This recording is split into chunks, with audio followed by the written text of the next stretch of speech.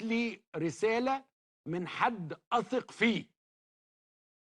جات لي رسالة من حد أثق فيه. الرسالة بتقول الآتي: إن زيزو مش خاين ولا أبوه خاين، وزيزو وأبوه بيحبوا الزمالك، وإنه كل الكلام اللي كان بيتقال في الفترة الأخيرة غير صحيح، وإن زيزو حابب يفضل في الزمالك. تاني هم 4 جمل أنا بنقلهم من شخص جوه النادي بثق فيه. احنا بقى يا عم عمرو اديب عايزين نعرف مين هو المصدر الموثوق قوي فيه اللي خلاك واثق من كلامك كده وبتقول ان زيزو وابوه مش خاينين ومش هيروح الاهلي. زيزو ليس خائنا. زيزو لا يحب أو لا يفضل أن يترك الزمالك. يعني يا عم عمرو اديب هو عشان زيزو ساب الزمالك وراح النادي الاهلي اللي هو المنافس الطبيعي للزمالك هيبقى كده خاين؟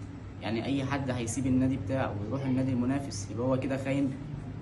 وكل الكلام اللي كان بيتقال عن انه في اشياء حدثت وفي اتفاقات تمت هو عار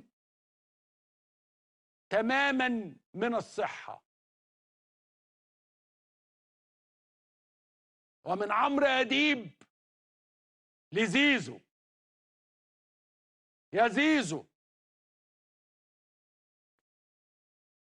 ما تروحش الاهلي علشان تبقى واحد من الناس، اقعد في الزمالك عشان تبقى سيد الناس. وانت دلوقتي بتقول ان زيزو لو ساب الزمالك وراح الاهلي هيبقى واحد عادي من الناس الموجوده في الاهلي زيه زي اي حد. طب ايه الدليل على كلامك ده؟ طب ما انت عندك امام عاشور ساب الزمالك وهو نجم فرقه، راح الاهلي بقى نجم الشباك ورقم 1 في الاهلي لحد دلوقتي. فمفيش اي دليل يخليك تقول اللي انت بتقوله ده على زيزو ان هو هيبقى واحد عادي من الناس. لا بالعكس، زيزو هيبقى احسن واحد في الاهلي وهيبقى نجم الشباك مكان امام عاشور كمان. ما تروحش الاهلي علشان تبقى واقف في الملعب وحد من اللعيبه يضايقك بكلمه او بعباره وسط الماتش. ما تروحش للاهلي اللي عنده 5 6 ميعادهم على الدكه ومش محتاجهم ولا يلعبهم. اقعد في النادي اللي يعرف قيمتك. هتقولوا لي طبعا هي مسألة فلوس، مفيش مشكلة، الناس تشوف مصلحتها، لكن جنب المصلحة في الراحة، في التقدير، في المحبة.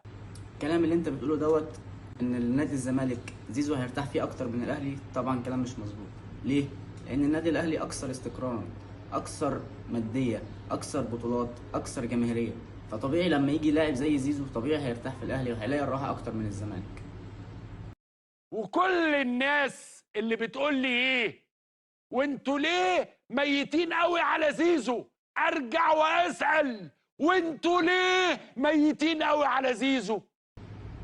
طبيعي اي فرقه قويه في العالم بتنافس على كل البطولات في الموسم الواحد بتنقي اهم لاعب سواء في الفريق المنافس سواء في الدوري المحلي سواء في الدوري الخارجي، لاعب يلبي احتياجات الفريق ويقوي الفريق ويدعم الدكه بتاعته. فزيزو لاعب كويس، زيزو لاعب تكتيكي، زيزو لاعب مهم، فبالتالي الاهلي عايز زيزو، فعمل كل الطرق وعمل كل السبل الممكنه عشان يجيب زيزو وبالفعل جابه.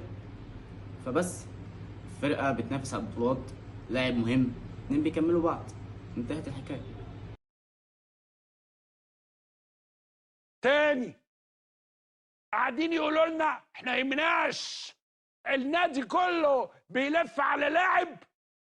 طب ما انت عندك النادي كله بيلف على لاعب، اصل ده ما عرفتوش تعملوا له كوبري بس.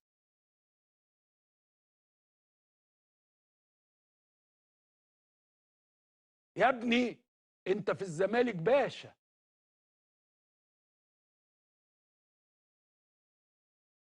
وفي النهايه